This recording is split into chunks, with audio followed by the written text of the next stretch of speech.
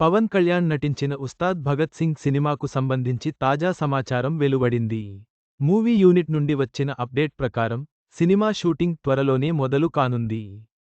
హరీష్ శంకర్ దర్శకత్వం వహిస్తున్న ఈ చిత్రంపై భారీ అంచనాలున్నాయి.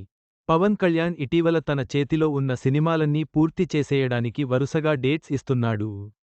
హరిహర వీరమల్లు పూర్తవగా ఇప్పుడు పవన్ షూట్లో బిజీగా ఉన్నాడు.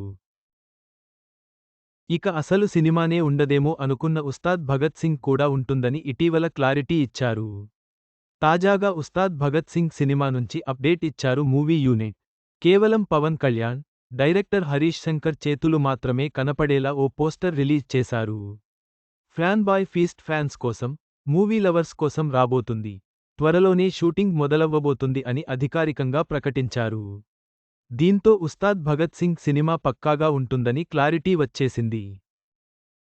Puri Jagannadh cinema shooting update ఇచ్చిన విజయ్ సేతుపతి.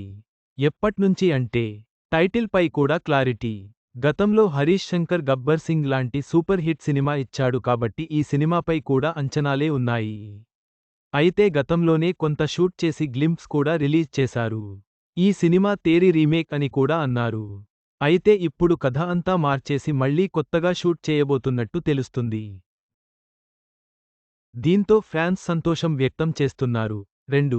అర్ధరాత్రి 2:07:22, 2025 ఉస్తాద్ భగత్ సింగ్ సినిమా త్వరలోనే షూటింగ్ ప్రారంభించబోతుందని అధికారికంగా ప్రకటించడంతో అభిమానుల ఆనందం రెట్టింపు అయింది.